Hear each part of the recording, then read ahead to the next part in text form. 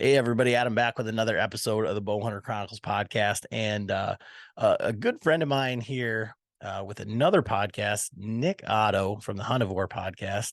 And today we're going to talk about kind of everything. What we always talk about this time of year is like, hopefully you're sitting on a pile of venison, and you're like, what are we going to do? And so I want to get into kind of like the weeds of that sort of thing, and kind of catch up with Nick because Nick bagged himself a really nice buck this year. And it's, he and I share the same values is we like to shoot deer and we like to eat meat. And, and Nick, where I've done it, not on my own, I feel like Nick almost prides himself on, I would call him maybe the roadkill king. He really does enjoy scooping up. He does not see that carcass on the side of the road as like that poor deer, or he would have been a giant next year. He's like, that's a meal. And if the spoilage hasn't happened yet, we're in. So we're going to kind of cover all those bases here with our good friend Nick. So how are you doing tonight? Adam, I am doing great. First off, thank you for having me on the show again. I just love sharing with guys that are, yes, in the same region. You know, I'm a little bit more central. I'm just south of GR, where you're going to hang out more on the Muskegon side of things, right there on the coast. And yes, I appreciate the intro there as the Roadkill King.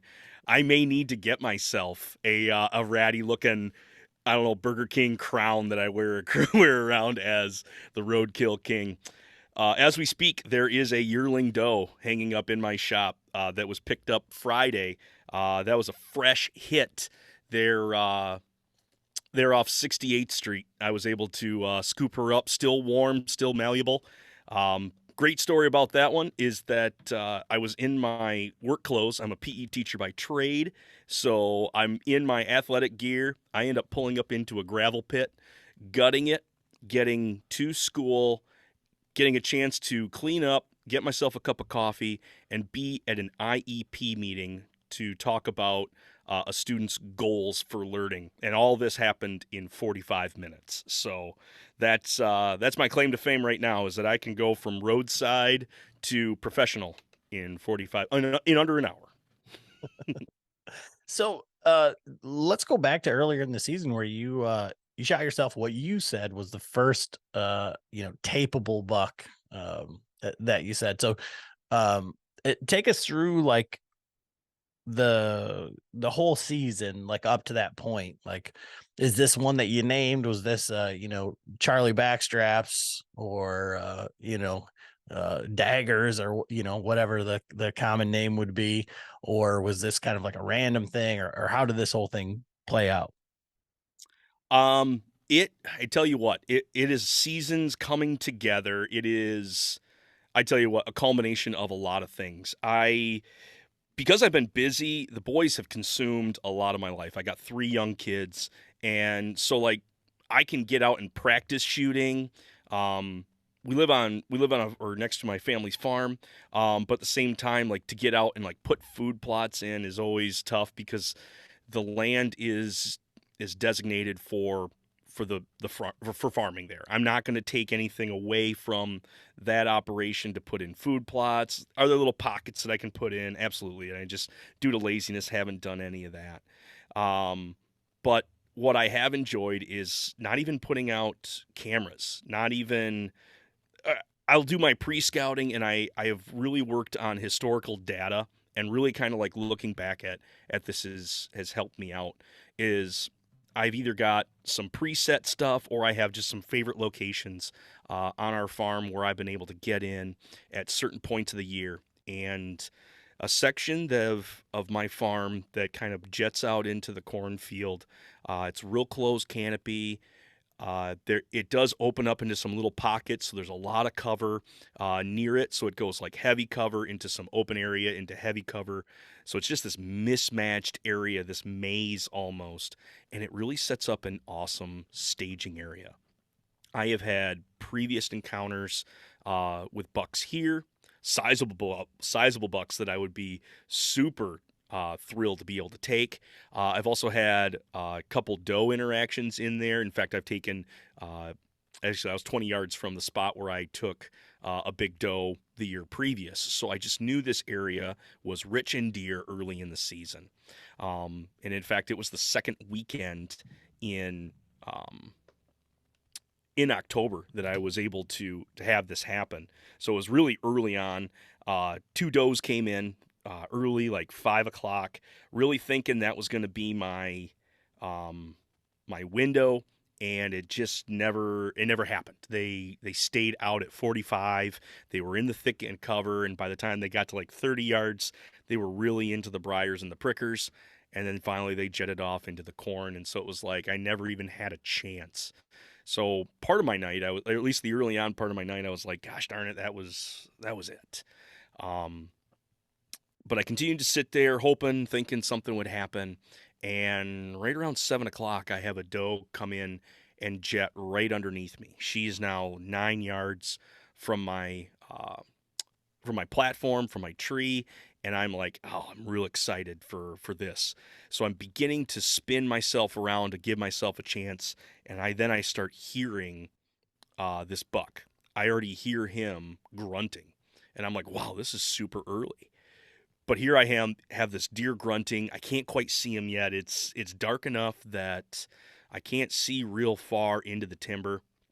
But I see his body start to emerge. And it's, shoulders and head down. And it's dark enough that I can't see his antlers. So I pull up the rangefinder. It's got the clarifying lens on there. It's not magnified or nothing. But anyway, I pull that up, and it gave me a better look at what was coming towards me. I saw how broad he was, and you just saw this huge body, and I already got excited. But then when I lifted it up, I saw all white tines. And immediately I just knew, shooter. I haven't even counted them. I just know there was a lot of them. That's the buck that I'm going to take. And so all attention went off of the doe at this point now to the buck. I begin to pivot because he's heading right towards her. I pick up one of my feet and my platform. This is what you get for having a cheap platform, is it makes a squeak. And that doe turned inside out, and she bolted 30 yards, give or take 30 yards, 40 yards, whatever. She bolts away and heads off. She's still in view, but she heads off towards the field, turns around, and she is now scanning. She is trying to find where I'm at. But at that point, I just said, well, forget her. I'm now focused on Big Dog here. I have not named him. I have no history with this deer. I never even knew he was coming. I just knew that this was a big animal in front of me. And I'm doing everything I can to just control myself, to make my body not start quaking, to keep my wits about me. And I think I did a really good job at that, because then I had my pin lights go out earlier. I didn't change the batteries on those. Everything that had a battery was going out that night. I think it was the first cold snap.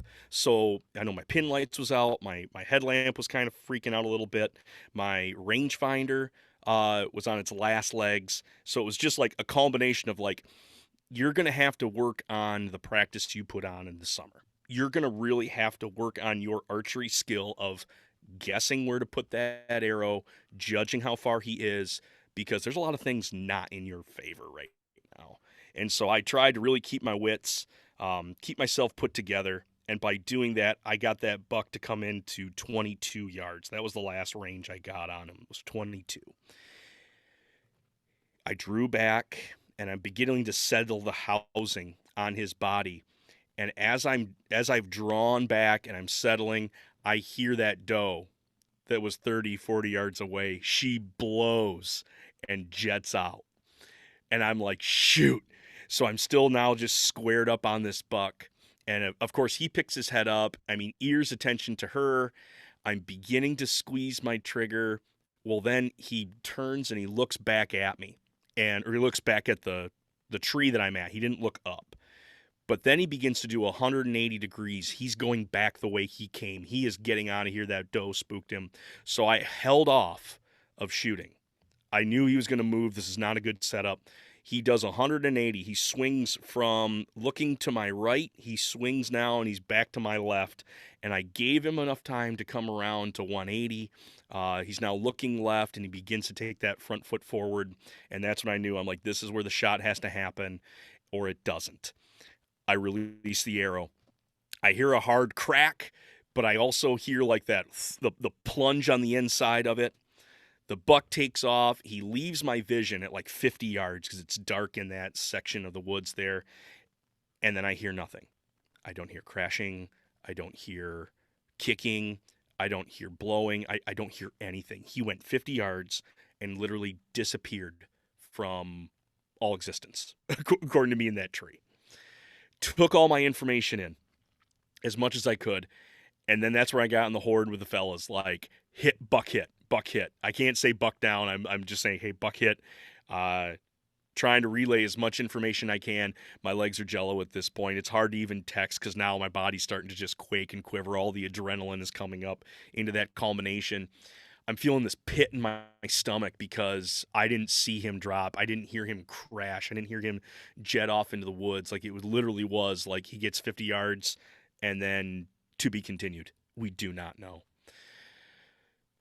9 o'clock. All right, we're going to get buddies out at 9 o'clock. That gives him over an hour in order to just lay down and die if he's still on his feet. Let's find blood. Let's find arrow. And we'll assess, do we push forward or do we not push forward? I was trying to play this as safe as I could. I had 3 buddies show up. 2 buddies got there early, so I took them to the site, and they began to work it out. We're looking for blood. We're looking for arrow. We're not finding anything. This is discouraging, to say the least. Another buddy shows up, so I run back with the gator, get the buddy, and at this point, 2 of my boys are like, we're ready to go. They had flashlights. They had their headlamps. They had their boots on. And I'm like, fellas, we're not ready for you yet. We have nothing to follow. We have nothing to track. And even my wife was like, you're going to walk out of here without them? Yes. It's the worst move that I could do. But I was like, to save, I don't know anything. So I'm going to try to play this super safe. So me and the one buddy head out and we connect with the other 2. And the one, they come back a little bit. They had gone down this hill that we were next to, and we were thinking that that's possibly where he went. So they're down there. They said, wait there. So they come up, and so we greet the one buddy, and I'm telling the whole story to him. And the guys that had gone and looked ahead, they said, well, what do you want to do? Do you want to keep looking? And I'm like, yeah, we got to find something. We're out here. I know it was a hit. I know it was a good hit. I can't tell you exactly where, but I know like that deer's hurting. We're going to find, shit. We're going to find blood. We're going to find meat. We got to find something. They said, okay. So we can track, or do you want to just go walk up on him because he's laying down over here? And we got down the hill. Just judging from my shot, later it did come up high and then move forward, so he must have not been angled at a full broadside to me. He must have been at like, I don't know, and instead of that 180, he must have done a 150 degree swing because I hit high, went through his spine, and then it moved forward. I missed all the all the gut, but I went into a lung and just absolutely destroyed that and came out through his shoulder. The reason we couldn't find any blood up until that point, like 4 feet from the deers when we found blood, is my arrow had done a full pass through, but then the deer, when it brought its shoulder down, it cut my arrow in half. So I was left with that arrow sticking out the one side, plugging that hole. And so when he laid down, it moved it. And so then he just bled out, all sitting right there underneath of him.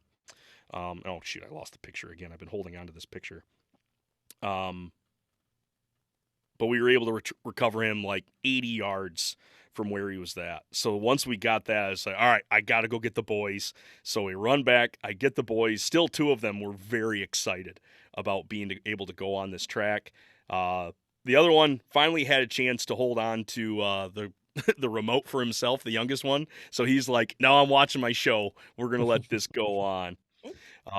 But yeah, I don't know if you're going to post this at all, but hopefully I can get that up there. that is my Michigan 8-point. Yes, he's my wall hanger. I've got him at the taxidermist. I'm just so excited about this buck because it's one of those things like, I don't know, I went on stuff that I knew and I had to rely on my skill as opposed to uh, some sort of technology. At that point, technology was failing me. But at the same time, my patience and um, my forethought to think, let's take this slow. Let's not charge in there ahead of time. Let's go through all the steps. Let's go through the process. It really did pay off when it came to recovering that buck. And so, yeah, I'm very excited about that. The memories with the boys being able to help me recover him, drag him back. Um, the gutting process was awesome. I had my oldest holding a leg. I had my middle boy over next to one of my buddies because he was already gagging at the smell of just opening him up. Like, all that experience was just so much fun. And so, like, yeah, like when we put stuff on the wall, it really is true. When you finally get something you put up on the wall, you relive that hunt. I have the antlers from the taxidermist right now. A good buddy of mine is doing the rest for me. He's like, well, you can hold on to the rack and while I'm finishing this up, get with the tannery and all that. So it's been fun to just grab those, hang on to them, and then just relive those moments over and over again. It's really something special. So one of the things that you said with no trail cameras or anything like that was, that's something that like I kind of go back and forth. And it's interesting with you being like hunting a spot that, you kind of know well, and um being private land where you have like some sort of controllable measures, right? To not have trail cameras and not go, wait for the cell phone camera to ping and be like, oh, they're in there and all that stuff, and not knowing that the deer was there. I have conversations with guys about that, and like that to me is some of the most fun. And now granted, our property in the UP, like I'm getting ready to have like a meeting with those guys, but talking to the one kid and saying, okay, well, we just, after the first of the year, we need to get on like a Zoom call and like kind of go over like plans for the year and like, kind of like what we want to do. And some of that involves more trail cameras, but it's 7 hours away versus right behind your backyard. So I say this all, we're kind of talking out of both sides of my mouth, I guess, but like, I think that there's nothing more exciting than going in somewhere and having it work out, like, and you didn't know that the deer was there. Like, you go in there and then, that like this buck well, I guess both of the bucks behind me, like I've never seen before. One in Kansas, one in Michigan, but the one in Michigan, I went in there. I'd hunted there before. I'd killed a buck there before. I saw a buck. I saw a little tiny spike that morning. And I thought that was it. Like, I thought, usually the spot doesn't have any more deer, doesn't produce deer after 9 o'clock. So it was like 9:10. And I was super surprised when I looked up and there was a freaking, big old 8 points there, 8, 10, whatever you want to call them, standing there. And, then kill them. And like, when it all works out and you get the chance to be like, I was right. Like, I did it. It wasn't the technology or whatever, like you said. And then from that technology standpoint, like that was one of the things I was going to ask you. Like, if you listen to the last podcast with Alex Chop, and he said he missed like 3 bucks in a row before he killed the one, and like he'd missed like 4 times in like a span of 24 hours. He shot like 4 or 5 arrows in 24 hours. And I said, how do you do that? Like, most people, like you like learn from your mistakes. And like myself, like I hit a doe early this year. And I think she took a step, like when I shot, and I got her in the guts and we just could not find her. I brought in a dog, everything. But like, I feel like there's that, like, the yips, right? Like right out of the first arrow you shoot, whatever, if it's a deer, like when you decide like that you're going to make the shot, like you draw back and you're like, "Ooh," there gets to be like some sort of sense of urgency. And I feel like it's usually the first deer of the year is the one that, like, the first time you draw your bow back, or the first time you shoot a arrow at an animal of the year, that's like your most likelihood to fail, Mhm. you know? And so what was going through your mind? Like, how did you keep yourself composed through that, being like, this is your biggest buck? Like, you obviously didn't know that he existed or that he was there. And like, for 99% of us, we've all been in that situation where, like, you see movement and then all of a sudden you see tines and then all of a sudden you're like, oh, that's a shooter. And then you're like, oh my God. Like, and then to get at full draw, your platform squeaks, like all these different like scenarios that happened there. Like, what was going through your mind? Like, how could you help someone else to say, like, this is what I did to keep my composure in this ridiculous situation? That has been something as an educator, like I always try to take a situation and like find what is those golden moments that you can take away. And I always revert back to my it was probably my second year of hunting. Um I had a deer really close and I let all of my emotions get ahead of me and I literally could not coordinate my body to pull back the bow. I literally could not draw. That was probably up until like my first 3 to 5 years. That is the only deer that I have ever let walk within range without trying to fling an arrow at it. And it's literally because I couldn't pull back the bow. I was so tense. I was just so frozen and I could not pull it back. And I walked away from that experience like you you want to harvest meat. You can do this with domestic animals time after time, but yet when you have this wild animal walk in front of you, you just lose your mind. And that really kind of changed how I practice. That really kind of changed how um when I'm in the yard, I'm getting in the stand and I'm trying to go through that and I'm trying to role play in my head this deer coming in and like as I as I even draw up on a block target to really like that's not a block target, that is a deer. And so I'm making the same movements, like a decisive draw, but smooth and slow, and then settle that pin, and then just like you preach to a lot of your listeners, is just continue to go through the motions, have your process ready to go. And then at the same time mixing that with Uncle Frank and being like, the more that you put deer down, the less you're going to think about the next deer. So my biggest thing, and I guess I can have this for anybody, when you decide that's a shooter, stop looking at its head. Don't look at its head anymore. And I want to say that was my saving grace. As much as the darkness was a hindrance, at least when I first thought, that dusk, that not really being able to pick out that exact spot, forced me to look for that spot and not look at its head. Forced me to see that animal, I don't want to say as a silhouette, but to see the body of the animal. And that was my main focus. And we'll worry about the head later. But that, I believe, helped me keep my sense about me and not let that ambition of antlers get ahead of me. Who was I talking to? I was on a podcast with somebody, probably a year ago, and they talked a little bit about when greed gets into the mix, when you're already thinking of that thing on the wall and being the hero and bringing that home.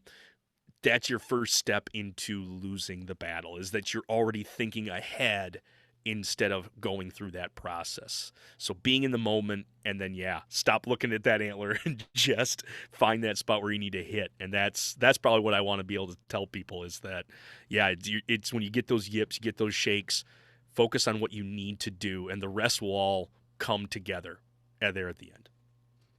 I think that there's some, there is that part about like having been there before. But I think like think that's a double-edged sword. Like, as you know, on these, and I'm going to talk from like an out-of-state trip type thing, and then like as the season, like, so this year in Michigan, like I've not killed a deer in Michigan. So I hit that doe that I didn't recover, and then when I was in the UP, um, the day before I saw that big buck, I was hunting in a different spot, and I missed one, like the smallest little yearling that you've ever seen in your life, with my longbow, and I finally got a shot off. Like, I finally got drawn and got a shot off, and the limb hit the tree limb, and the bow spun out of my hand, and I dropped the bow, and like everything like went like terrible. Um, but I think like as we get further along into the season, the days are shorter, our opportunities to hunt are less, and you feel that pressure, like so whether it's, and maybe you've been posed this question before, but like people will ask me like, do you think like having a podcast gives you more pressure? Like, do you feel pressure to like kill deer? Um, and I would say that the answer is no, because I don't really feel that way, because I feel confident in being able to kill deer. Um, I don't see that as being like a really problematic thing for me. However, like as you get further into the year, and like now I've only got these many sits, like I'm going hunting this weekend, and I'm God, my freezers are like legitimately full. Like I had to bring uh Frank the meat over to Frank and put it in his freezer because I'm like completely full, and we still haven't cut up the deer that my daughter's uh like, yeah. So it's like, it isn't like about the meat type thing. Like for me, like from gun season on is always like we're taking the longbow and we're gonna try. But Mhm. that try now, I'm like really looking at the maps. But I think people get that pressure as the season goes on. Well, if they haven't shot anything, and it's like, well, I have to shoot something, I have to shoot something. And then I feel like that too is like where you make a mistake, because you're like, don't mess it up, or this could be my last opportunity.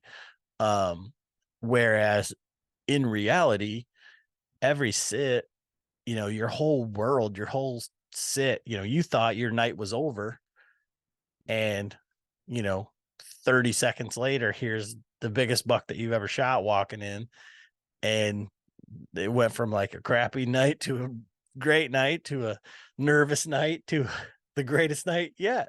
So everything happened so quickly. But I think when you pull that bow back and you're pressing, you're thinking like, oh my God, don't mess this up. That's the other side of that greed. When you've talked yourself out, you've already relegated yourself to screwing it up. You talked yourself into screwing it up. Yes, you can want it too bad. I think that's how you're explaining it. You can want it. You, as far as like Jesse, you said, I haven't killed anything. When that first deer that comes up this season, or excuse me, when you take that longbow out this weekend, like part of me wants to tell you, like, I want you to enjoy the hunt at the beginning, just to be able to go out and hunt, because there is a high chance that you're not going to shoot it, but it's not an absolute zero. But if you let that high percentage, you let that number float around in your head, that's what's going to culminate. You're going to believe that you're going to screw up, and you will then screw up, or you have a small margin of success, and that makes you then have those shakes. You're going to miss that narrow gap. But if you feel natural, if you're out there just enjoying the elements, if you are, and part of it too is like, if you're surprised by the animal, you don't have the time to put the pressure on yourself. You just react. And so, a little bit of my early season success with that buck might be your late season success here, where if you get surprised this weekend, that might actually be your saving grace, that you go through your motion, you go through your process. You don't think about, well, I haven't put a buck, or I haven't put a deer down in Michigan, and I have a podcast and I have to live up to these expectations that I've put into my own head. Like, that's that battle I think that every ambush hunter goes through, is that we're our own worst enemy sometimes. Like, yeah, it could be super cold, but that's not going to stop you. But yet, you with a bad thought that's what's going to hold you back. So making sure that you are in a good state of mind, making sure that you're enjoying yourself for just being out in the hunt. I tell you what, mornings, I love I bring a Stanley of coffee. I don't care if it's early season, I don't care if it's late season. Like, if it's a morning hunt, I'm bringing coffee. I'm going to get out there early because it's going to allow me a chance to screw up, get lost, get tangled in the briars. But then once I get to that tree, I get up in the stand, like, those first couple sips of coffee, man, that's what I look forward to. Yeah, I think one of the things that gets lost on us is that like bigger picture type thing, like just being out there. You know, you talk about that, like it being out there and enjoying it. And I was thinking about that encounter that I had with that big buck, and like I was talking about it at work yesterday, and like it like is one of those things that haunts me, you know, and like they you talk about it and you say, you know, you might have to let the biggest buck of your life walk because it's out of range with the longbow, but you could have killed them with your regular bow. And I'm like, you think about that in your head and you're like, yeah, I'd be okay with that. You know, I made this decision. Um, and this wouldn't have been the biggest buck of my life, but it would have been, you know, it was a really good buck. And like it haunts me. Like I would have way rather it been like I would have way rather have been sitting in my dad's tree stand like 50 yards away and had the deer at 70 and been like, oh, there was no chance. I wouldn't even have shot him with my Might bow as well with my be compound. 750 at that Yeah. point. Yeah. Yeah. But the fact that, you know, he was at 20 and I thought he was at 30, so I didn't shoot. And watching the video of him walk away, quartering away without a care in the world, like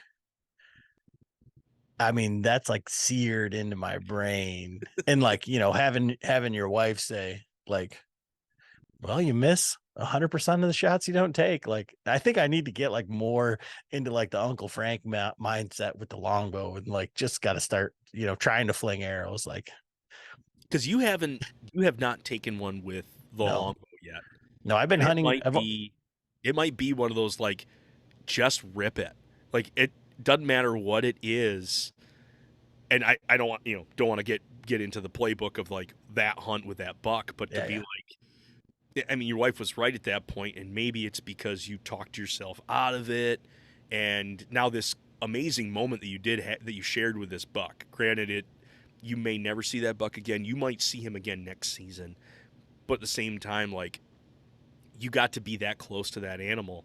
And instead of this being an enjoyable aspect, like now you said, it haunts you. Like you're back with your Yeah, questing, yeah, yeah. your own moves and stuff. Whereas at the same time, like with that longbow, yeah, it might be because I'm the same thing with my longbow. It has. I'm so excited. I took it down to the Kalamazoo show, and the Boyer that made that model bow was there. I have him. He signed it for me, and I did. I was like, I'm so excited to get this. To get this bow to kill something. What I want to do is I want, like, of the animal that I kill, I want to dip my thumb in the blood, and I want to wipe that across your signature, or that you created this bow, and that the blood goes onto your signature. But I haven't been able to do that yet. But I've just enjoyed so much taking it out, practicing with it, flinging with it. I've only gone in the stand twice with it, and I've been skunked both nights. But at that same time, like, yeah, it's like this game that we always play with ourselves. We can hate what we're doing with it, but at the same time, like, to push ourselves to have those goals is a good thing. But to be able to react and be able to go through your process in the moment, that's where things I think are really going to shine. If we let the idea of success, cloud what you're trying to do, then you're going to be stuck on the roadside like me, finding venison. Let's talk about that. Let's talk about that true success, right? And so I want to come at this, you know, we've talked to you before about you know, kind of fancy recipes and kind of somewhat exotic type things, right? But let's talk about like let's say that this is your like first deer or you're kind of like an adult onset hunter, and you go and you take your deer to get processed and you bring it home, right? And you've got these white wrapped packs that say ground, roast, steaks. Maybe you got one that says neck roast. Maybe you've got a whole backstrap, or maybe that backstrap's cut up into pieces, right? So everybody will say, okay, there are people. Well, first of all, let's get into this. There, because you're going to do, chili, sloppy joes, tacos, uh, Spaghetti. a roast, spaghetti, right? So beyond that, like, what are some easy, good recipes that you can do that are outside of that? And then one of the questions that I wanted to ask, like, in there is like, where does this gaminess, because again, in that same new hunter, new person to cooking venison to preparing venison, um, where does that gaminess start? What is some ways to remove it or hide it or whatever, if that's one of the things that you're dealing with? And then what are some dishes that kind of lend to that gaminess and can like almost enhance the flavor of the dish, if that's something that you're trying for? Gotcha. Let me tackle the gaminess first because that can then take us into where we want to go with now that you have this. First off, you're an adult onset hunter. You took it to a processor. You got it all cut up, brought to you, and you got Joe Schmo saying like, it's no good because it's gamey. What Joe Schmo is looking at is that it doesn't taste like beef. And getting over that hurdle is the hardest part when it comes to an early hunter trying to do something different with his venison. We've been taught early on. Old school ways have had us make that into beef. When you make tacos, you put a bunch of seasoning onto it. Hey, these taste like beef tacos. Yeah, they do because it's seasoned meat. It's heavily seasoned meat. Same thing with spaghetti. You've got the acid from the tomatoes. You've got all the basil. You got the onion. You got whatever you put into that marinara sauce. That is what comes out, and the meat is merely a secondary note in that pasta. Even if you make a meatball, there's still either probably at that point you added fat to it in order to get it to bind. But then you've got, again, heavy seasoning. It's going to be cooked and then it's going to be doused in a sauce. So it's just, again, that rinse and repeat of seasoning and sauce. That's going to cover up that original venison flavor. And that's going to then be that's what gets people into like, oh, I like venison, until they try their straight first piece of venison. Even in a backstrap, as mild of a flavor as that is going to be, that is going to be, again, it's going to taste like venison. It does not eat only corn and soybean. Now, do we find deer in fields of corns and soybeans all the time? Absolutely. But then they're going to go into the wood lot. They're going to have the woody browse. They're going to eat the cedars. They're going to be in the juniper. They're going to pick on the briars that are everywhere. They munch on everything. They get bored easily with one type of thing. That's why you have these land managers that are like, put a smorgasbord of stuff out there because you want to keep these deer moving about and continuing to have them eat what you're putting out. So the smorgasbord of stuff is what they're eating, and then the result of that comes out into a flavor that's far more complex than just a feedlot steer. And that's where people are immediately like, whoa, no, I don't like this because it doesn't taste like beef. That's that reaction. As much as they say it's like, ew, it's gross, that's what their body is telling them. But if you can front load that, you can kind of overthink what you can try to, combat those bad thoughts and be like, this is going to taste different. This is a piece of venison that is going to have a more earthy flavor to it. You're going to get more of these, uh, for lack of a better term, uh, a little funk to this meat that's going to allow you to acquire that taste. The guys who love straight venison usually have had it for a long period of time. It's the people that are starting out that have that hurdle of trying to acquire that taste for venison. So if you're early starter, sticking with the stuff we talked about, tacos, spaghetti, those are great ways to handle that. Burgers, when you're starting out and maybe you got a bunch of kids to feed and you got a wife who's kind of iffy on it, ground is going to be your biggest friend. I know we just cut a bunch of deer up for our big cut night. My one buddy brought 2 deer, and he's like, literally, I want back straps for me because I'm the only one that eat them, and then I want ground the rest of the way. We're going to make summer sausage, we're going to make sticks, but then at the same time, my kids eat tacos, spaghetti, and burgers all the time. So that's how their family eats. And so no fault of him, that's how he's going to have all his stuff done. And that's going to be a great entry point to that. The second part of being able to combat gaminess is, field care. Being able to get that gut out, being able to get air into that gut system to start to leach out the blood, or at least let the blood flow out of the animal by letting it hang for a couple days. Not letting it spoil, get too hot, getting it cooled down, and then at that point, into the freezer, because I'm assuming you're not going to eat the whole animal at that point, but then be able to get that into the freezer after a good clean processing. And whether that's yourself or a processor, like, they're going to have to go through that same thing. The fat of deer, I'm beginning to play more with fat, either as a culinary thing or at least a way that I can use it, just because I want to be more sustainable. I want to be able to use more and more of this animal, so I'm toying with some different ways to use venison fat.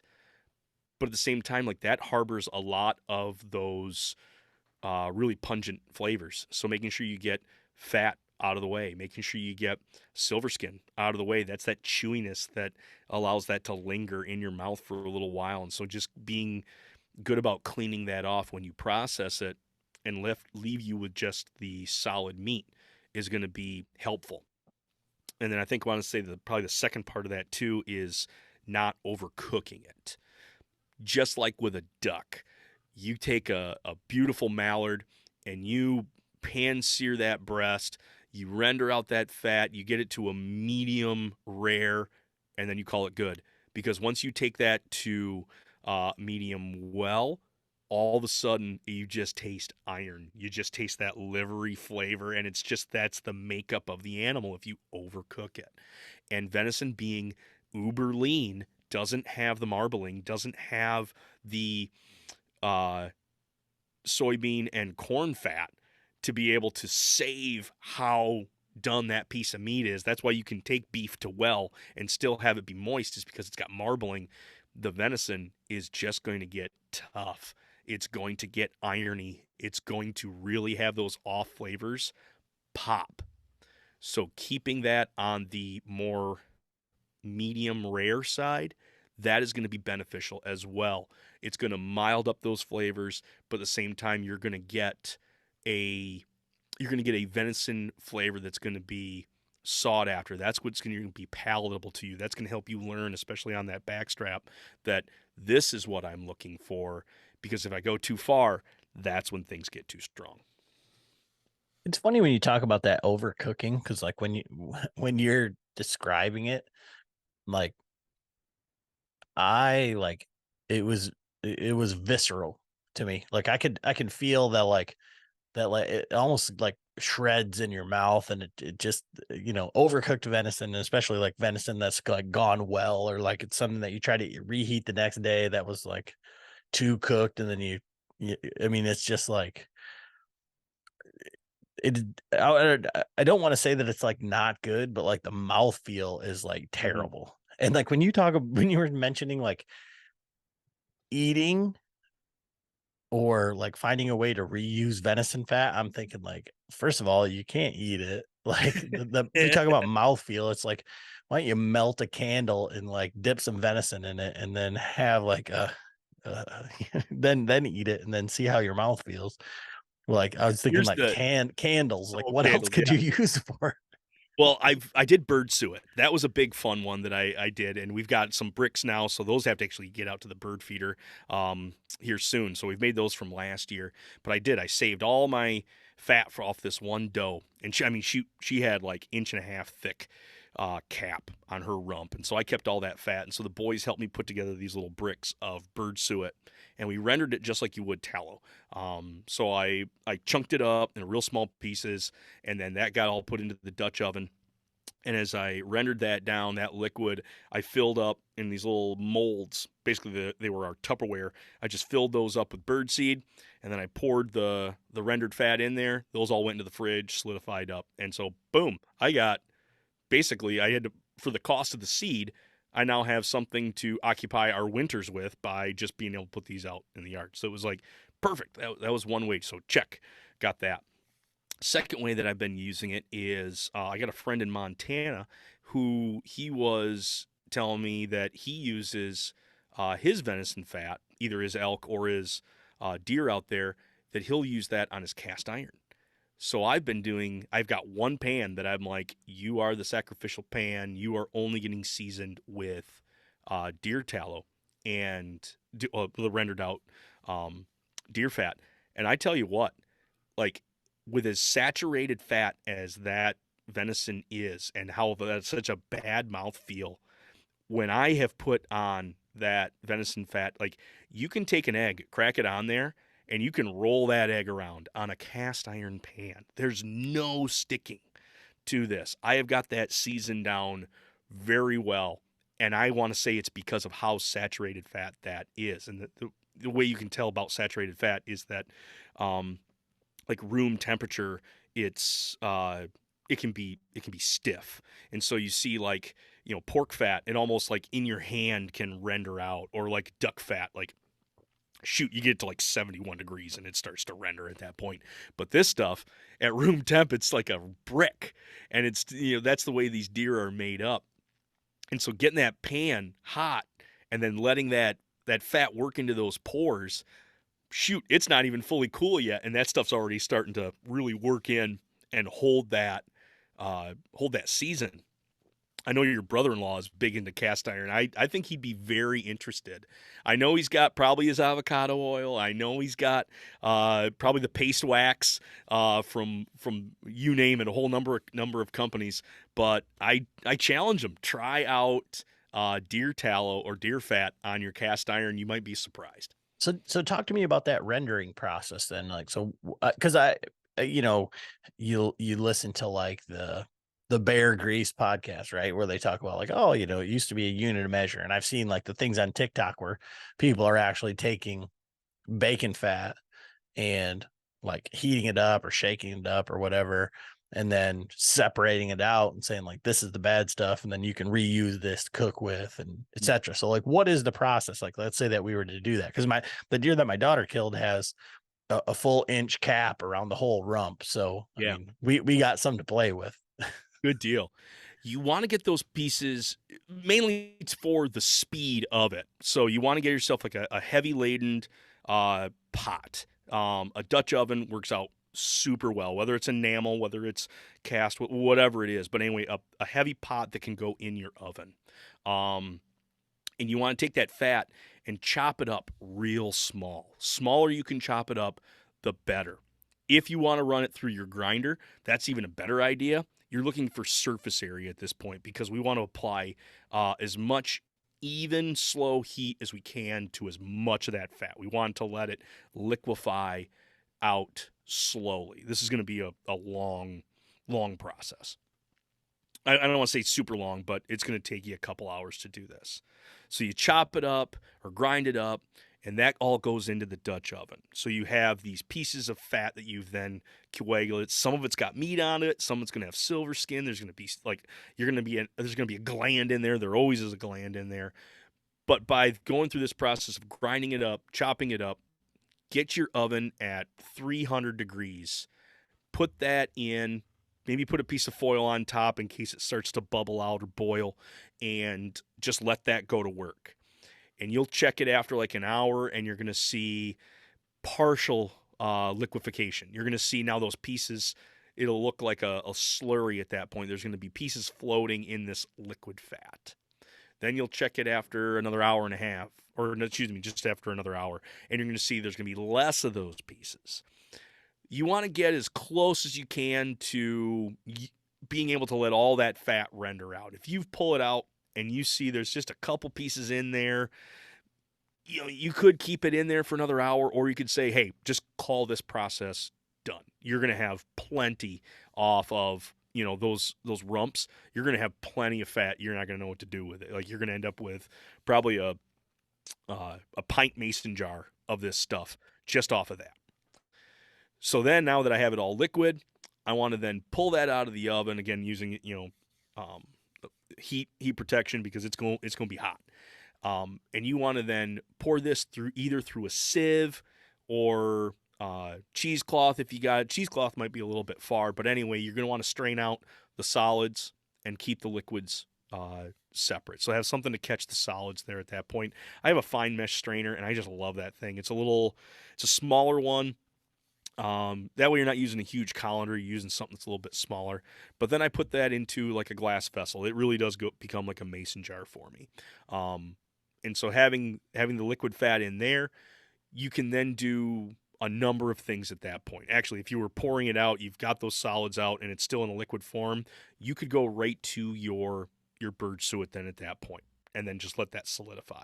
If you want just a jar of fat that you're going to mess with, put it in that jar, or even if you have like a waxed cup, like a drinking cup, that you would then, you got to keep it cool somehow. I mean, it's not going to disform it or anything, but that way you can then tear it off and then make it into pucks or have smaller jars, because this stuff, once it does solidify, it gets pretty rock hard. It gets pretty crumbly.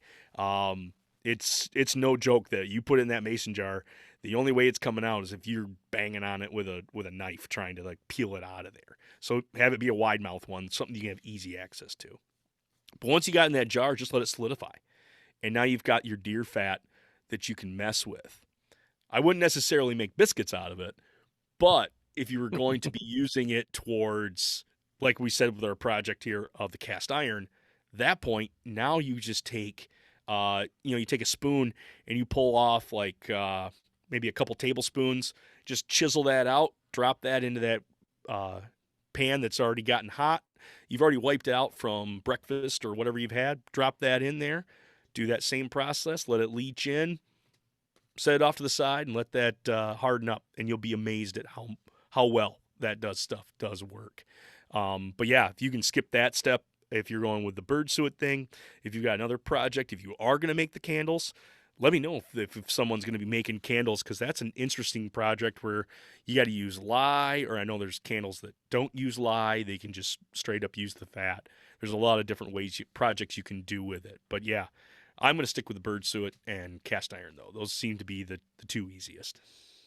So one of the things you mentioned in there was burgers, right?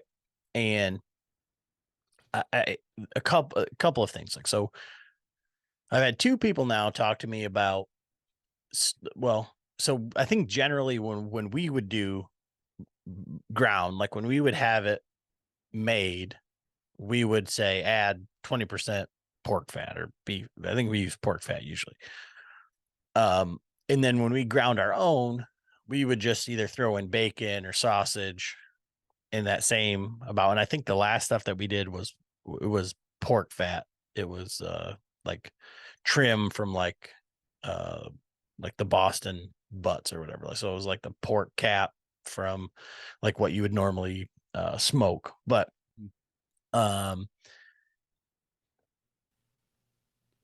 two people now have told me like just straight ground venison, which I've never, ours always came with some fat in it. Like that's always what we asked. But they would do, they're really, John and my buddy Mark do smash burgers, and they're like, they don't hold together unless you get them like super thin. And say they do them like super, super thin and they get them really crispy around the edges, but with just straight venison. Now, when you're doing venison, when you're talking burger, taco, spaghetti, are you talking straight ground venison or are you adding something in there when you're doing your own processing, or would you recommend that when you're getting it from the processor? Yes and no. And what's your family eating? And there's not one right answer. Here's what I've done. I've done both. I've done uh, straight venison, and that is doable. And like when you're talking with John, who does straight venison, having tackiness and having something stay together that's so lean is difficult. If he's going to make a regular burger and he puts that on, that's the amazing thing about Blackstones is nothing can fall through the grates because it's just a solid piece of steel. And I think that's what makes the smash burger even available to us, is because it's a griddle. On a grill or even an oven or wherever, if it's not like, if it's a grates at that point, that stuff's going to fall apart. It's not going to have enough binding to hold itself together. There are tricks around that. One, adding some cold water. And when you're mixing in your seasoning, you're going to have to mix in the seasoning when it comes to the straight burger, because you're going to want to knead that meat. You're going to want to be able to get some of that protein that's inside of those cells. You're going to want to have to work that out. And so that's one way you can get that to hold a little bit more together, is by kneading the meat and forcing some of that tackiness. The second thing you can do is add a binder, and that would be soaking some breadcrumbs in water and adding an egg. The egg is already a fat that's going to be in there. I mean, that's what the yolk is. And then by having the breadcrumb mixed in with that, that's what's going to hold that burger together. Or like in the sake of meatballs, even with normal 80/20, you're going to add that breadcrumb or you're going to add the egg in that recipe, and that's merely to hold that ball together. So that's one way. If you're saying, I want to stick with straight venison, either you have something against mixing domestic and wild, or other, you're just, you have dietary restrictions and you can't have pork, whatever that may be, there is a way to go straight venison. I, however, enjoy a little bit more of the moisture, a little bit more of the fat when it comes to making burgers, when it comes to making meatloaf, but I like it also to be venison. I don't want to hide what I'm eating. I want to be able to enjoy that. And so that's why I steer away from bacon or sausage, is because it's going to add a smokiness, it's going to add a porkiness, because it's going to be adding the flesh of that animal. Pork fat is actually very neutral. It doesn't have a pork flavor as much as the flesh does. It is merely just the corn or soybean fat that's there. So by mixing, I do an 80/20 mix of pork back fat, which is like what you were talking about, the trimmings. If you go to a butcher, you can ask specifically for back fat. It's a little bit higher on the hog. And it comes a little pricey. Kind of goes along with the whole idea of like high on the hog used to being rich. But by getting that pork back fat, you can then grind that in with your burger. You got to figure out your ratios, but I try to gauge for that 80/20, because what that mix is that I get something that is substantial enough where the fat will hold that burger together, or the fat will hold that meatloaf together. Well, that's a bad analogy because I add the binder in anyway, but it's going to hold that burger.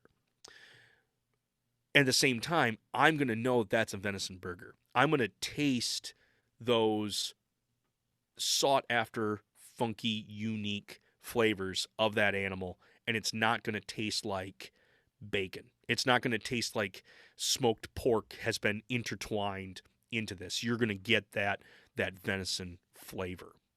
I know some guys do like to add beef fat. That is even going to take, if you're looking to mask it. Beef fat is a great way to mask a lot of that, make it really taste like beef fat, because I think with beef fat, it does hold more of that beefy flavor to it, especially if you go with the grass-fed, the yellow stuff. That's definitely going to really add that beef flavor to you. So if that's what you're looking to mask it with, I would go that direction. But for someone who wants to be able to have a very versatile burger that can cover the most ground as far as different directions a recipe can go, I like 80/20 with pork back fat. So let's go to maybe getting creative here. I mean, I've got my own ideas, but so let's say that you're a new hunter and you got this and you said, okay, I don't want any fat in it. You get it home, your family's like, we're not eating this. It won't stick together. We can't cook with it, you know. So maybe you want to try to add some fat, but you don't have a grinder or anything like that. You got a knife and a fork, a couple hands. What are you doing? Like, is there a way to add fat to it, like after the fact? You can, but you risk the next trip through the grinder. Tough part is how many times has it been froze, refroze? How many times has it been worked in? There's a lot of variables with that. In my experience, if you've got a bunch of fat, or excuse me, you got a bunch of burger without fat, it's just straight venison, have that ready to go for, yes, taco, spaghetti. My wife's grandfather made oh my goodness, gyozas, which are fried dumplings. Going with something like that where you're either going to wrap it up, or you're going to do uh, sliders on the Blackstone, or you're going to do where it doesn't matter how much it falls apart, be it in the spaghetti and the taco. Save that for that purpose. Your next year, that's when you're going to do your fat integration. To go back and try to add fat into already ground meat, I feel that you're going to end up with a emulsified, pasty, mealy setup because you're going another trip. It's another unfreeze, hot trip through a possible warm grinder, and then back to the freezer again where it's going to lose more moisture. I feel if it's been done, no fat, just stick with that, and then you can always get another deer the next time. I was just thinking more along the lines of like, you know, in a cooking type situation, like where you could take like some ground pork or like a pork sausage or something and just kind of knead it in there per application, right? That could also be a thing. Like, let me go back to those gyozas. That's a great way in. Yeah, you've got this straight burger or the straight venison, and you have a pound of Jimmy Dean's sausage. You're gonna make a mess of these things because they're these little dumplings. They take a wonton wrapper. It's if you're gonna be having a fry night, you got your fryer going, or it's gonna be New Year's Eve. That's usually when we have them. You're already adding a bunch of spice mix into this anyway. So why don't you get yourself like a Hawaiian blend of sausage, or get some, sweet maple or something with a little bit of sweetness to it. Work that in, maybe 1 pound of that for, pound and a half of your venison, or maybe just 1-to-1, whatever your ratio wants to be. You're going to be adding in your green onion. You're going to be adding in, your soy sauce, and you're going to have the different ingredients into that. Your shaved up carrot. That's all going into there, because then you're going to end up making this ball that you're wrapping up. And at that point, because you've kind of mixed that together and it's in a package, that is going to be something you can do that too. Could you mix in your burger and your sausage and make a patty at that point? Very possible.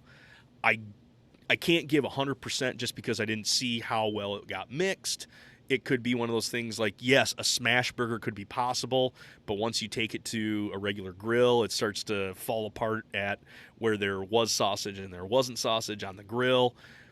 It'll have to be one of those things like you really got to be be watching what you're doing, especially when you're playing with the idea of trying to mix in fatty mix with a very lean mix. Yeah. So it's just one of those things where it's just we've always just ground in other stuff, Yeah. whether we're like, all right, we're going to grind this and we're going to make sausage. We're going to grind this and we're going to add fat, and like, or if we got a process, like it was always add fat, so I don't know. Now, We kind of live in a good area too. Just between me and you, there's a big middle ground of dairies and pork processors, and there's all these like small little hobby farms that are all over the place that shoot these big processing units. These slaughterhouses are packed with the gills of who's the next date of that animal getting in. Every day there's going to be animals going into that slaughter facility, and using that to your advantage. Does it take a little extra homework to figure out where you need to go? Or you can pay a higher price at a retail butcher, but if you find where the slaughter facility is at, you can usually get a cheaper price on trimmings, either be it beef, either be it pork, whatever you're looking for, if you find one of those facilities. Just so happen I have one that's between my house and work, so it's like, well, shoot, this is beautiful. I just make a swing on in, put my order in, and they have it ready for me, in a couple days or the next week when I'm ready for sausage, when I'm ready to make burger. So if that's one of those things, like you've got all these pieces of trim, pieces of trim and small pieces that are gonna go to grind that need to be ground soon, maybe doing a little before you unthaw it, do a little homework, figure out where you can get a high volume of trimmings, and that's going to then make you ready to go on grind night. When you're ready to go with it, you have it already ready set there. So one of the things, I guess, where we can kind of go from here is, I think you work with a company. Well, like if someone was wanting to get some stuff for home, I wanted to talk about a couple of things. Like one, and this had just dawned on me, like knives. I was thinking about that, like last year.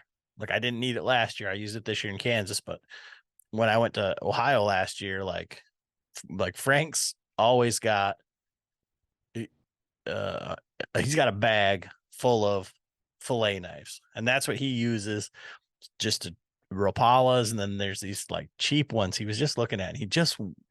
When he was down in Ohio at this one taxidermist, they had like a box of like 30 of these knives, and the guy's like, yeah, these knives are 30. The case of 30 of them was like $90. He's like, so Heck yeah, I'm in. they're like Billy Bass or something like that. They're like neon green and orange. But that's what we've cut up all the deer this year with, is like fillet knives. But Yeah, like there's like those old hickory knives, like TJ Merritt, I feel like those old hickory knives have that like thicker tang. And like if you've ever seen like a real butcher or like a taxidermist or like whatever, they've got the if you look at one of those knives like on Amazon, like an Amazon old hickory butcher knife, it's like this big. And then when you see these guys using it, it looks like a paring knife or like a fillet knife, because it's been ground down and sharpened and changed up so many times, because it's once been a week used for years. Yeah. So from that side, and then on the grinder side, and like for me, like I like pastrami. I've been starting to make pastrami, and my mother-in-law got me from like a Goodwill or something, a meat slicer, and that thing is freaking awesome. Like it changes the whole game, like with pastrami, because it's Absolutely. like really salty, really rich, but when you can cut it really thin, it changes like the whole experience. But as far as like equipment, if you want to start doing this yourself, because some of this stuff, like I think Ernie's got a grinder that's like a horse and a half, and it was like, $500 or something like that. There's the attachment that goes on your KitchenAid mixer, but that, heats up really quick. It's really slow. Doesn't it will grind meat, but not a whole deer. like in a weekend. But Absolutely. so when you're looking at specs on this kind of stuff, or like if you wanted to get a meat grinder and you see like, I mean, I can remember like when I was a kid, like in the back of church, like in the kitchen, there was like a grinder, like attached to the, just the old hand crank Yes. deal. Um, and so like, what are you recommending for like a regular guy that might do like one or two deer a year, and then a guy that does like a whole bunch and wants to do it themselves, all the grinding, all that? Like, where would you point them? Gotcha. That is a man. The grinders is a big one. Grinders are one of those things where raw horsepower is going to be helpful, and the gauge of that is also going to determine. Again, like if you're up to 1 to 2 deer a year, and you're like it's just me. I get my $2. I get 2 tags from Michigan, and I only plan on doing a couple deer myself.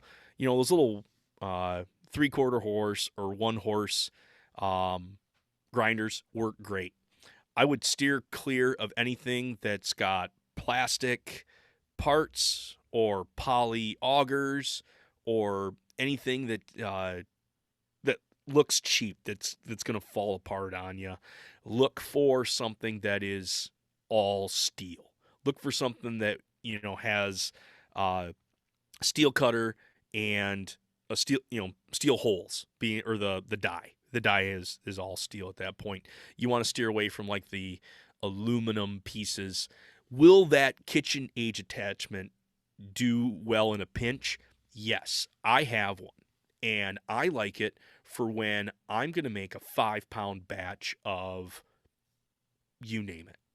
I just need to grind something through real quick. It almost takes me longer to set up the KitchenAid in order to then run the meat through. Then it serves its purpose if you're going to do it that version. Can you run a whole deer through that little guy? No. Even with ice bags on it, even with putting it into the freezer and then trying to pull it out, even hitting it with some olive oil from the cutter onto the grind plate, there's just so much friction that's going to happen. There's just so much meat going through that little unit, and that unit does work that motor on that KitchenAid. Even though those things are bomb proof, like it's still going to heat up really fast. That's good for like 5 to 10 pounds max per time. If you're going to be making 20 pounds of burger, I would then get a standalone unit. Get you a 3/4 horse, get you a 1 horse unit, and that's going to work out really well. If you're going to be doing several deer, and hunting's going to be one of your main ways that you're going to acquire protein for your family, you're looking to make this a lifestyle thing, that's when you're going to be looking at the horse and a half. That's when you're going to be looking at the Hobart, the Burrow, looking on Craigslist and finding some butcher shop that closed up and getting that old unit. Those things, they cost $1,000 easy.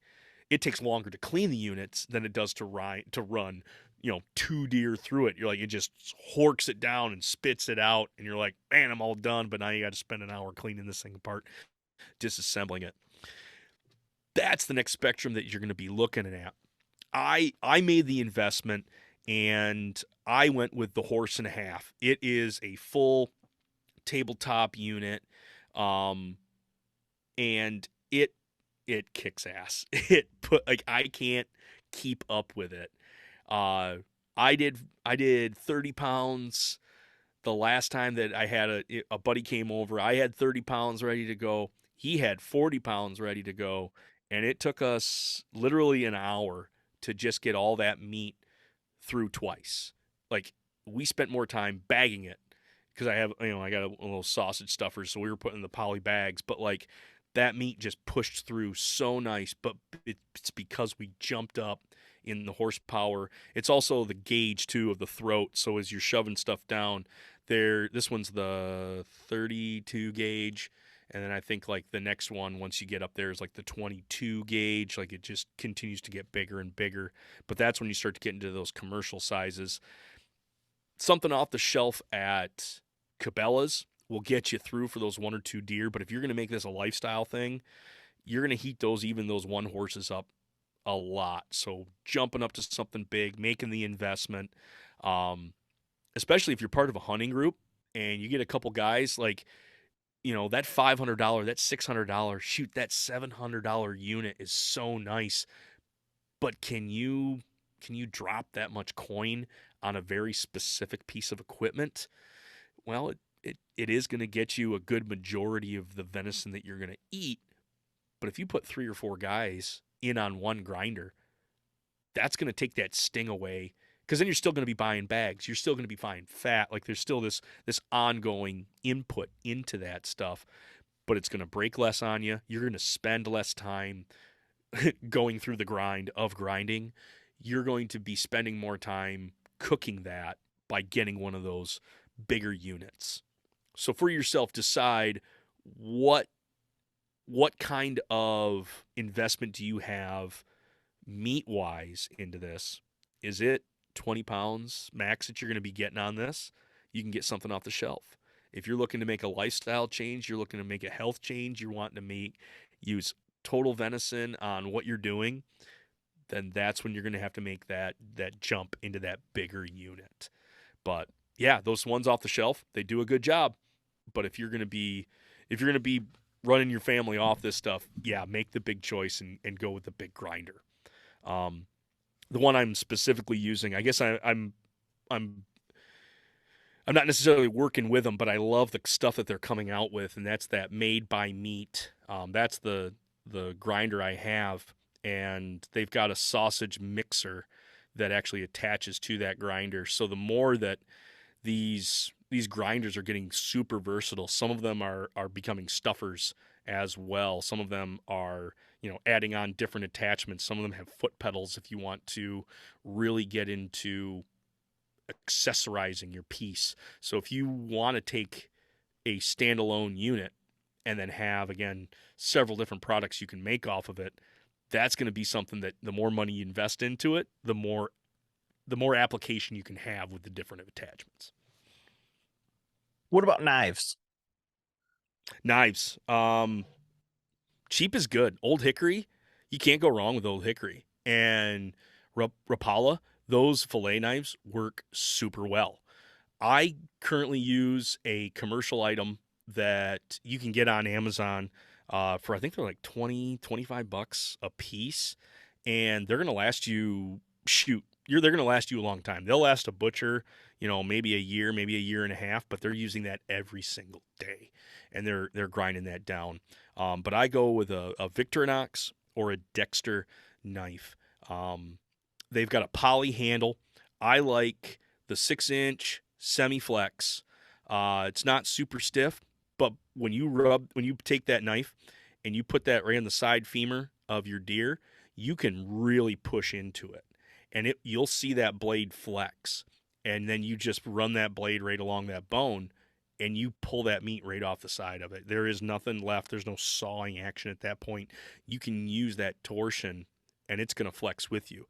It's a high carbon steel, which means it's not going to hold its edge as long as, say, a high-end Wusthof fillet knife.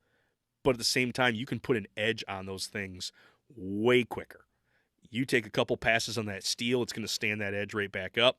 You go to your sharpener, either your work sharp or your commercial unit, or even just shoot if you got an oil stone or whatever. It does not take more than a couple passes to bring that edge back. That's the upside of having that softer steel, is that A, it's cheap, B, you can put an edge on it, and then you can put an edge back on it and maintain it. The higher grade stuff, once you put an edge on it and you wreck it, you got to have a professional do that for you. You're not going to be able to sharpen that way back. So they're user friendly. If you break one, so what? You're out $20. Just get another one and you'll be on your way. But that's what I cut my teeth on was those knives, and I wouldn't switch to anything else just because of the grip they have for me, and just how much I know that steel. It just works out so well. I guess I'm past the statute limitations on it. I did gank those from the farm when I first started, but we had a whole set of like knives that were like, these are retired. We're not using these anymore. And so I just put them in a little pouch. I got 5 of them, and I'm still using them. Shoot, I've been cutting deer now for this is 10 years that I've been cutting deer now. And it's the same 5-6 knives. I just put them in the box. I just sharpen them up each year, and that goes to all the friends' houses that end up saying, "Hey, help me cut my deer." I bring those knives over. I just touch them up as we go along, and I tell you, they last you a long time. You have to really abuse them to either warp them or chip them or take it off. It's possible, but at the same time, they'll serve you really well. So let's close this out with one of those questions that I kind of alluded to earlier. Like, what is a non-conventional, easy, fun, maybe like a wow factor type recipe for someone who, like I said, they got these bags of roast ground steak? Yeah. So hopefully they have one of their pieces of steak, one of their pieces of backstrap left in like a 6-inch piece. Like, I'm gonna cheat a little bit. I'm gonna request that, and or even better, on the tenderloins. This is I'm gonna make 2 like predictions for 2024 when it comes to venison, and I'm going to push hard because I really like this, but I think these are going to be the new trends of 2024. So folks, if you want to be on the cutting edge of venison culinary experiences, listen close, lean in. We got this set up. First one is going to be crusting your tenderloins or your back straps. Tomahawks are dull. Tomahawks have been overdone. Move on from the tomahawks. We are now into crusting territory. And the one that I did the other night that just absolutely, I loved it, was a pistachio crusted backstrap. Sounds fancy, sounds intense, super easy to do. Take your 6-inch piece of backstrap, or if it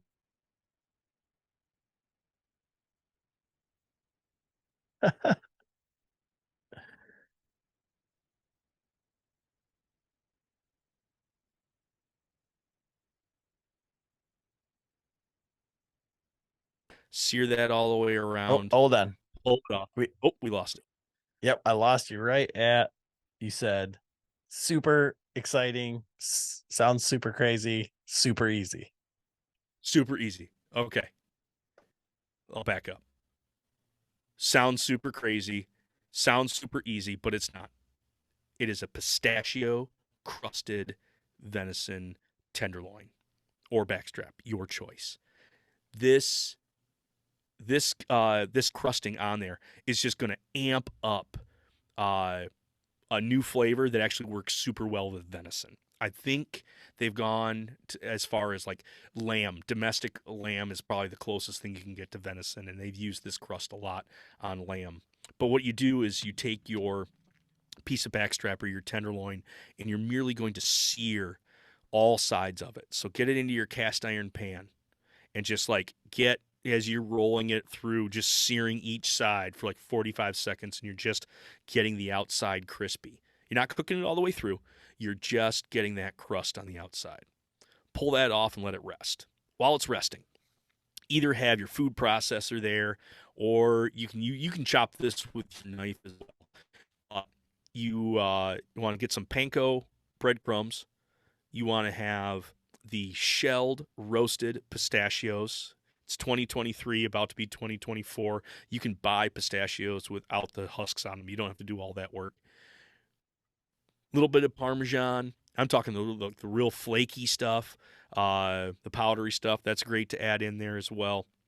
But then a little bit of salt and pepper, maybe a little garlic salt, or excuse me, a little garlic powder. Mix all that together in your food processor. Blitz it so you get this breading. Like, it's just almost I don't want to say a powder. You can go too far, but you want to have this little crumble going on. Lay that out on like on a on a plate. Now that you've got your backstrap that's there, lay on Dijon mustard, and then roll that all into your crusting. And that mustard's gonna bind it onto that crust. That crust is then you're gonna take that backstrap, you're gonna put it into like a 300-degree oven. This is where a probe thermometer is going to help out immensely, because you're going to get that to whatever you're going to get it to like 5 to 10 degrees less than what you want it to finish at. So if you want medium rare, go to like 110 or 115. Well, no, let me take, if you want rare, go 110, 115. If you want medium-ish, medium rare-ish, go to like 115 to 120 internal temperature. Once you hit that mark, pull it out, let it rest. And then at that point, you can then slice off, if you want to be an inch section, if you want to be a half-inch section.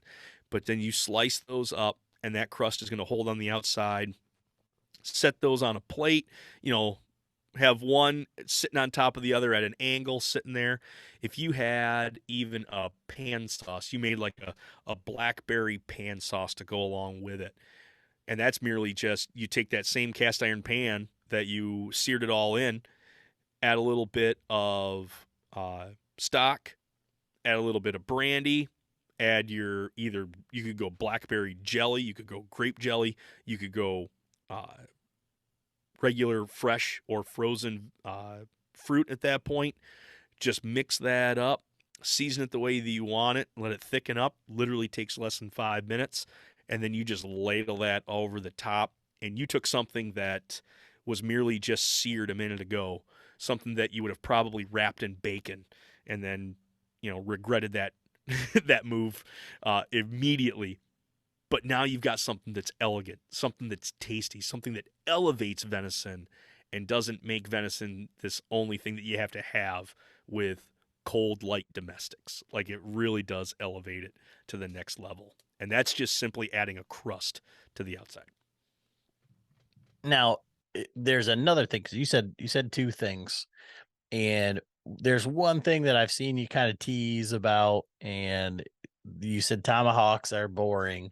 You're going at, and this is kind of like a process yourself Yes. cut called the War Hammer. So let's talk about what is a Venison War Hammer, and how do you come about this thing, and then how do you prepare it? Gotcha. This was binge watching YouTube this past summer.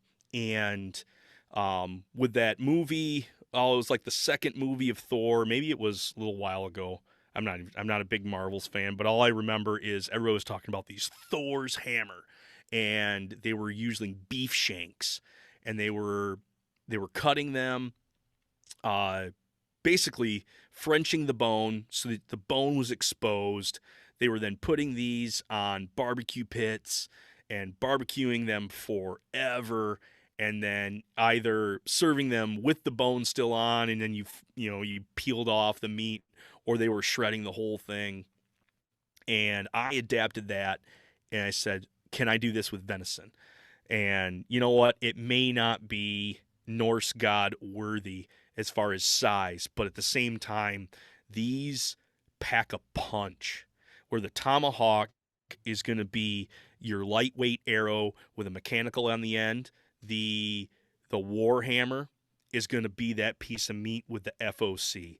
It is going to punch through. It is going to provide some heft. And it's the shank of the animal. You can use either the fronts or the backs. The backs are going to get you a little bit more substantial meat on these things. But what you're going to be doing is where the Achilles attaches, you're going to score that meat. And I know we had this discussion a long time ago when we were making ossobuco. We were both struggling with how to get a clean cut. How do I make this a process? This is something that I can do without making a big mess. Hatchet's a bad idea. Yes, you went the route of hatchet. I went the route of sawzall. Both of us were left unhappy. So what I found out is just cutting more bone, that a finer tooth hacksaw is going to help. And on top of that, the control that I'm going to get with a manual saw is going to help me out. I want to say that probably 90% of garages right now have a hacksaw that you merely have to go to Ace and get another. You have to get a fine tooth blade for it. Don't use the one that you've already been cutting a bunch of steel or wood or anything on. Get yourself a fine tooth, metal saw blade that you're going to then write meat only on the side of it. Like, designate you out your own saw blade for this. But I score that meat, and then I actually cut that meat off, exposing the full length of that tapering end of the shank, whether it's the front, whether it's the back. Now I'm going to give myself like an inch to 2 inch of exposed bone. This is where I want to be able to make my cut. And that's where I'm going to hold it sideways. If I got to wrap it in a towel just to give me some stiffness so I can hold it steady, go ahead and do that. I was able to do it just barehanded on the shank, and it's literally just slow strokes, keeping it as straight as you can. Because now we're thinking presentation at this point. You don't want to mar this up.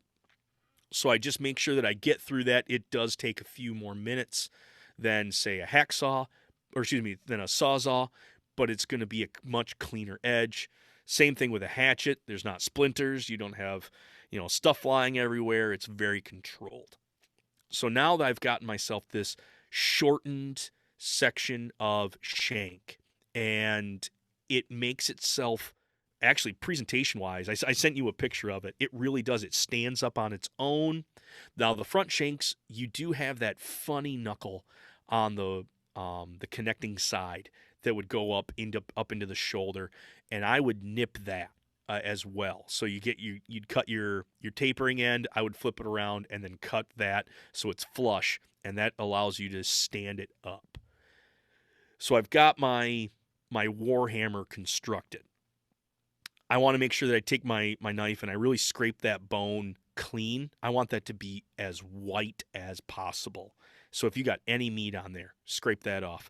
If there's any sinew or connected fat that's there, scrape that off. You want that to be glistening white, because that's going to help later when you're presenting this. As you say, Warhammer, you want to have that awe-inspiring. You don't want burnt bone at the top. You want that to be popping white. So make sure that that's nice and clean. Now get to the point of cooking it, and you can go a couple different ways. The one, you can go straight onto the smoker, and you're going to add smoke essentially to it. You're going to set it for 220, and you're going to let it go for maybe an hour, maybe an hour and a half, and you're just letting the meat absorb that smoke flavor. The drier that you can start these out, the better off, because now you don't have to have the smoker wick off the moisture. If it goes in dry and you've got seasonings patented on that, you got your rub already on there, that you've already off to a great start.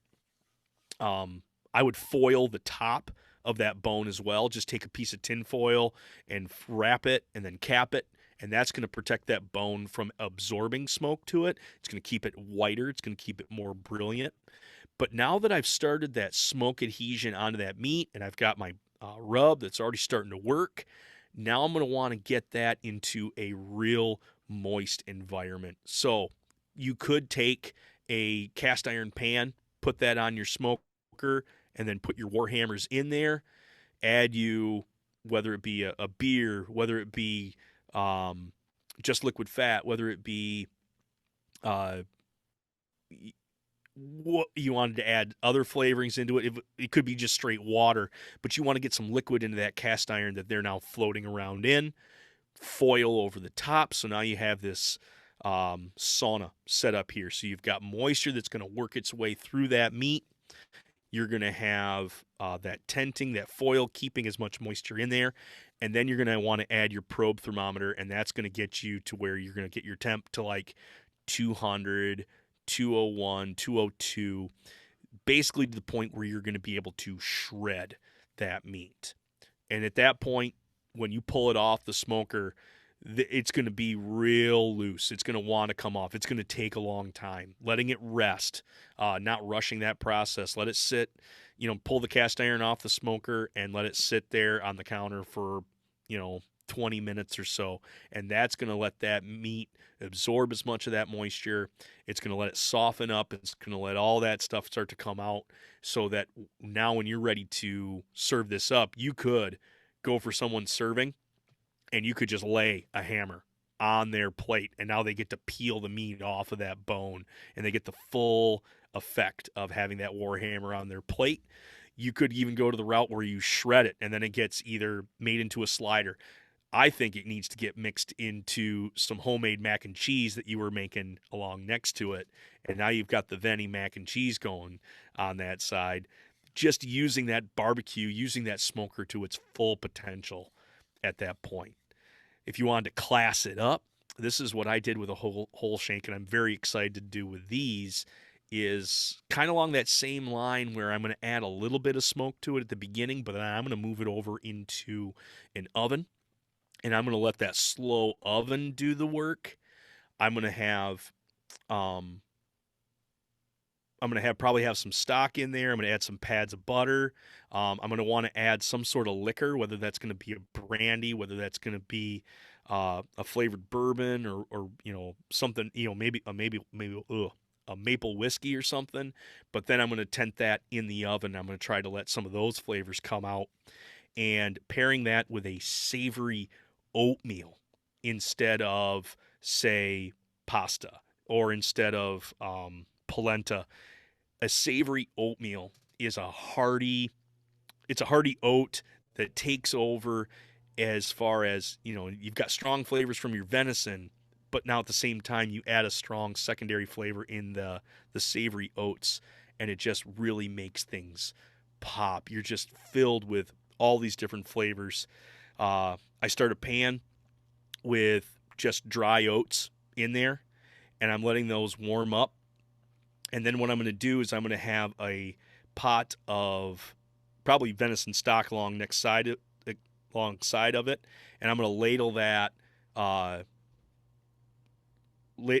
stock into the dry oats. And what that's going to do is it's almost like I'm making a risotto at this point, but I'm making it with oats at this point. So I'm letting all that stock be absorbed by the oats in that point.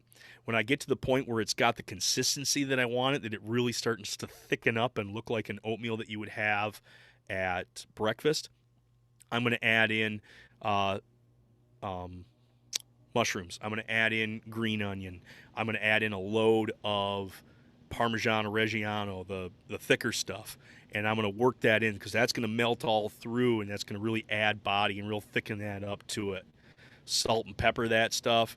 Now I take that savory oatmeal, put that right down on the plate, take that war hammer that I just pull out of the oven, and it's real soft, ready to go. It's right around that, 201, 202. Let it rest, pull that off, pop off the cap. So now I have this brilliant white bone exposed. The marrow is beginning to puddle up on top of it. I've got this velvety, rich venison that's been seasoned up really well, and it's taken on those liquid flavors that I put in the bottom of that pan. And that's a plate that I'm going to set between two people for like a date night, where you're going to do one shared plate, because at that point that's a lot of meal there. There's a lot of venison off one of those rear shanks. There's a lot of fullness there with the oatmeal. I think that's a meal made for two. But that's going to the nth degree when it comes to making those war hammers. So yeah, this would be a 201. This is not a 101. This is a 201 menu. Well, that's great. And like that, I've never even considered a savory oatmeal. So that's a very interesting, even brand new concept from a side standpoint. So we always ask, and now you're literally a big buck killer. Um, Do I what? get like, is there a membership? Do I get a members only jacket or something? No one's uh, approached me on that. so what was your setup, your bow setup, and what was the platform that squeaked? Gotcha. I was hanging out of a tethered Phantom saddle. Love that. I'm using Hawk sticks, the Helium Hawk sticks. Love those. The Hawk platform is the one that squeaked. I'm struggling with that one. And I knew I would be at the beginning. It was cheap. I had a need for a platform. And I said, you know what? I'll give it a shot. Do I need to make an upgrade off of that particular piece? I would say that there's an upgrade probably here in the very near future. But it at least it got the job done. The squeak wasn't the deal breaker. But anyway, that was probably the piece of equipment that did give me the most guff of that setup. Bow setup. I am running it's a 2020 model. It is the Prime Black 31. I love that bow. That thing is steady in the hand. It is hefty, but I don't worry about that thing quaking in the wind. I don't worry about that thing jumping on me. It just works. It's just a solid, rock solid platform, and I really, really enjoy that. I am running a 10-inch CBE stabilizer out the front, and then I think it's a 8-inch back bar. Same, that it was a CBE combo that I got that put those together, so those are on there. Running a drop away rest. I think that's I can't even think of the name. QDR, QRD, UAD. QAD. I think it's a QAD drop away rest. That was off my old bow. It's still working very well. The sight, CBE 3-pin hybrid. So I got my 3 pins, and then it's got the roller on there. I haven't done a whole lot with that roller. I haven't needed to. My 20, 30, 40 works awesome here in the Michigan big woods. Or field edges, depending on wherever I'm at. I have never needed something longer than that. And I think just because I'm also comboing it with the super heavy arrow, that's a long time in the air to go 50 yards. So that's where I've not needed the roller yet. But at the same time, my arrow makeup is a Day 6 300 spine arrow. I've got 150 grain insert in the front, insert outsert, and then I have the cutthroat 200 grain single bevels up front. I drank the Kool-Aid deep of the heavy arrow and gave it a shot, and it has just worked wonders for me. So I know guys are on all sorts of the fence when it comes to it.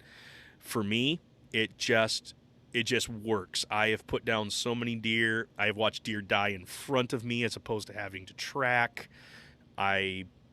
Even with that buck, if I would have used mechanical, I don't think I would have gotten the result that I got off of that single bevel. I think it punched right through his spine, got right in, did damage to that lung. So when he dropped at 50, he dragged himself down a hill, and then he ended up bleeding out after working hard. So I was like, it's just a rock solid setup that I enjoy. I took that out west to Montana. Didn't get a chance to put any elk down with it, but I felt confident that same setup was going to work out there. So yeah, that was what I was running. Yeah, excellent. I mean, if it's working and you're kind of like what we talked about earlier, it's like if you're confident, then that can be half the battle. So, but I really appreciate it. You coming on, and love catching up with you, and talking a little hunting. but a little bit of your world. So if people want to follow along, if they're like, oh my God, this guy, even just the way he describes food makes me want to hear more, where can they follow along with what you're doing? Gotcha. Yeah, I would love for people to come on over. I talk hunting once in a while, but yeah, we kind of hang out at the barbecue. We hang out at the kitchen. But yeah, I'm the Huntavore Podcast. You can find me on Apple Podcast. You can find me on all the platforms that house that. I've got a unique enough name. Huntavore pops up. I think first if you put in Huntavore, and it's Hunt a Vor. I try to put locavore and hunting together, so that's where I got that name. I'm also a part of the Sportsman's Empire, so if you do need to find more podcasts, you could head over to Sportsman's Empire. I've got my feed is on there. I'm on Thursdays every other week, bi-weekly, because I got a family and I got to make sure I keep going to work and keep hanging out with the kids and doing that stuff. So I gotta let my hobby be my hobby. So yeah, I'm bi-weekly, but yeah, our big thing right now is I want to start doing some winter dishes. So we're going to be talking more about, crusting up some of our our tenderloins. We're going to talk about Wellingtons here. I want to get into really making a good Wellington. That's where you're adding puff pastry to the outside. I want to do a lot with War Hammers. I want to make War Hammer the new viral cut as opposed to the tomahawk. Love the tomahawk. It's great, but it's just a backstrap with a bone on it. I don't know if anybody told you that. I feel like a conspiracy theorist whenever I say that. But anyway, that's my big talk is what can you do with your deer? What can you do with your wild game? And, for waterfowl guys, I want to get into your world. I want to talk more about that. Been doing a lot of work right now with wild boar. I've got wild boar bacon that I've made up. And I know that there are naysayers that say it couldn't be done. Well, folks, I was snacking on bacon this morning for breakfast, and it was all off of a wild boar. And so working with some of that, I had a friend send me bear. That's a new territory that I'm working in, is trying to, how can I make bear still moist and delicious, but yet get to that safe temperature so I don't end up with a parasite. So that's the challenge there. But the whole idea of wild game and wild food, if that's up your alley, yeah, come over to Huntavore and we'll take you along with us. Awesome. Well, I really appreciate it, Nick. Thanks for coming on tonight. Absolutely. Hey, you guys are doing great over here at Bowhunter Chronicles. I appreciate all the content you guys put out. It's entertaining, it's fun, and you guys really bring a great presence to the hunting world. I know there's a lot of people that get caught up in the shoot what we were talking about.